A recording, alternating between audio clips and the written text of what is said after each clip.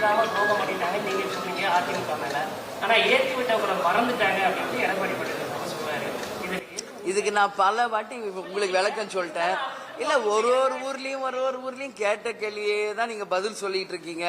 இதுக்கு திருவண்ணாமலையிலே நான் தெளிவாக பதில் சொல்லிட்டேன். நேற்று தர்மபுரியில சொன்னேன். சேம் கொஸ்டின் தான் நீங்க கேக்குறீங்க, சேம் ஆன்சர் தான் என்கிட்ட எதிர்பார்க்கறீங்க. சரிங்களா? அதனால இப்ப நான் சொன்ன பிறகு அவர் பேசுவதை நிறுத்தி கொண்டார். அதனால மறுபடியும் அதை பத்தி நான் பேச விரும்பல. தெளிவான விளக்கத்தை உங்களுக்கு நான் திருவண்ணாமலையே கொடுத்துட்டேன். அதுதான் என்னுடைய பதில். பெரும்பான்மையை ஒரு குறிப்பிட்ட சமூகத்துக்கு மட்டுமே தொகுதி ஒதுக்கீடு தொடர்ந்து அவங்களை விமர்சிக்கிறாங்க. அந்த மாதிரி தானே இருக்கு. இந்த தொகுதி 10 தொகுதியில தொடர்ந்து சொந்த சமூகத்துக்கு ஒதுக்கி இருக்கிறதாவே வெளிப்படையா விமர்சிக்கிறாங்க. அதை எப்படி பாக்குறீங்க? அதுக்கான காரணம் யார் விமர்சிக்கிறார்? சமூக வலைதளம் யார் விமர்சிக்கிறார்? சமூகம் எந்த சமூக வலைதளம்? அதெல்லாம் யாருமே எங்ககிட்ட இது வரைக்கும் அதை பத்தி பேசல. நீங்க தான் ஃபர்ஸ்ட் அதை பத்தி கேக்குறீங்க. புரியுதுங்களா? தேமுதிகவை பொறுத்த வரைக்கும் ஜாதி மதங்களுக்கு அப்பாற்பட்ட கட்சி. யாருக்கு சீட்டு கொடுத்துருக்கோம்? எங்களுடைய எக்ஸ் எம்எல்ஏஸ் கொடுத்துருக்கோம், சீனியர்ஸ்க்கு கொடுத்துருக்கோம், எங்க மாவட்ட செயலாளர்களுக்கு கொடுத்துருக்கோம். பார்க்க அரண்டவன் கண்ணுக்கு இருண்டதெல்லாம் பேய். ஸோ எதுவுமே நீங்க குற்றமாவே பார்த்தா குற்றமா தான் தெரியும். எங்க யாருமே இந்த கொஸ்டின் என்கிட்ட கேட்கல, புதுசா நீங்க கேட்கறீங்க. அப்படி எதுவுமே கிடையாது. தொடர்ந்து தனிப்பட்ட தாக்குதல் முதலமைச்சரையும் சரி, அதே போல உதயநிதி ஸ்டாலின் தனிப்பட்ட முறையில தாக்குறாரு. இல்ல அதுதான் நான் தெளிவா நேத்தே சொன்னேனே, அதே தான் திருப்பி கேக்குறீங்க. அவர் ஒரு முதலமைச்சர் வேட்பாளர் வந்தால் என்ன ரெவல்யூஷனரி சேஞ்ச் தமிழ்நாட்டுக்கு கொண்டு வருவார் என்பதா அவரோட ஸ்பீச்ல இருக்கணும். அதான் மக்கள் எதிர்பார்க்கிறாங்க. அதை விட்டுட்டு மூணாங்கட்ட பேச்சாளர் மாதிரி அவர் பேசுறதா எனக்கு வருத்தம் கொடுக்குது. அண்ணா அப்படி பேசாதீங்க. நீங்க ஒரு முதலமைச்சர் வேட்பாளர், நீங்க உங்களுடைய அந்த அரசியல் மாண்பு கண்ணியத்தோட பேசுங்கண்ணே அப்படின்னு நான் எல்லா பிரஸ் மீட்லயும் சொல்லிட்டு வரேன். சரிங்களா? ஆமாங்க.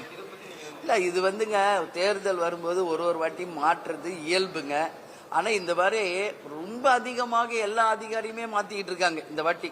அது ஏன்றது தெரியல. நிச்சயம் இதுக்கு பின்னால் அரசியல் இருக்கு, சூழ்ச்சி இருக்கு. இது மக்களுக்கே தெரியும். அதனால நிச்சயம் இது எல்லாத்துக்கும் முடிவு மே 4ஆம் தேதி வர தேர்தல் முடிவுகள் நிச்சயம் இதற்கு பதில் அளிக்கும்.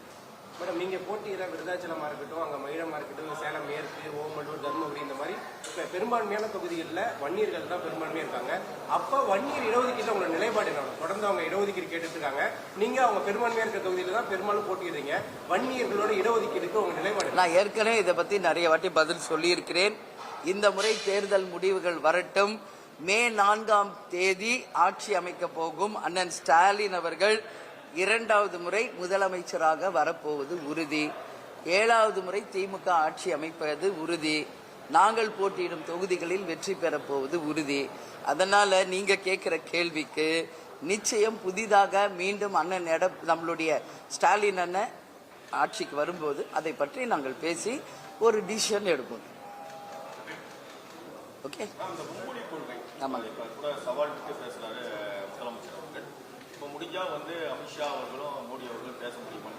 உங்களுடைய இல்லை, தமிழ்நாடு பொறுத்த வரைக்கும் சார் எப்பயுமே இங்க இருமொழி கொள்கை தாங்க. அதுல மாற்று கருத்தே கிடையாதுங்க. அதுக்கப்புறம் நீங்க படிக்கணும்னா இண்டிவிஜுவலா நீங்க டியூஷன் வச்சோ எப்படியோ நீங்க படிச்சுக்கலாம். பட் கவர்மெண்ட் வைஸ் இருமொழி கொள்கை தான். அதுதான் தேமுதிகவின் நிலைப்பாடு. கேப்டன் இதை எப்பயோ சொல்லிட்டார். அன்னை மொழி காப்போம், அனைத்து மொழியும் கற்போம் சொன்ன முதல் தலைவர் கேப்டன். அன்னை மொழி தான் நமக்கான கண். நமக்கு ஒரு எப்போ நெசசரி இருக்கு, ஒரு ஜாப் ஆப்பர்ச்சுனிட்டி இருக்கு, இதுக்கு வேலைக்காக இன்னொரு ஸ்டேட்டுக்கு போறோம் அப்படின்னா நாம் யூஸ் பண்ற கண்ணாடி மாதிரி தான் அது வேற்று மொழி என்பது. அதனால் அன்னை மொழி காப்போம், அனைத்து மொழியும் கற்போம். நம்ம தமிழ்நாட்டை பொறுத்த வரைக்கும் இருமொழி கொள்கை தாங்க எங்களுடைய நிலைப்பாடு. ஆமாங்க. என்னங்க? அது நீங்க விஜய் கிட்ட கேட்க வேண்டியது என்கிட்ட கேட்டீங்க. என்ன சார் இது? இல்ல இது நீங்க விஜய் கிட்ட கேட்கணுங்க. ஏன் 2 தொகுதியில விஜய் போடுறீங்க என்பதை நீங்க விஜய் கிட்ட கேட்கணும். என் கிட்ட கேட்டா நான் என்ன சொல்றேன்? இல்ல அவர் எவ்வளவு பேர் போட்டி போட்டிருக்காங்களே ஏற்கனவே 2 தொகுதியில. இந்த முறை விஜய் ஏன் போட்டி போடுறாருன்றது விஜய் தான் இதுக்கு பதில் சொல்லணும். இல்ல அவர் பேச மாட்டார் பிரஸ் கிட்டனா அவங்க கட்சியில இருக்கிறவங்க கிட்ட இதை கேட்டு நீங்க தெரிந்து கொள்ள வேண்டும்.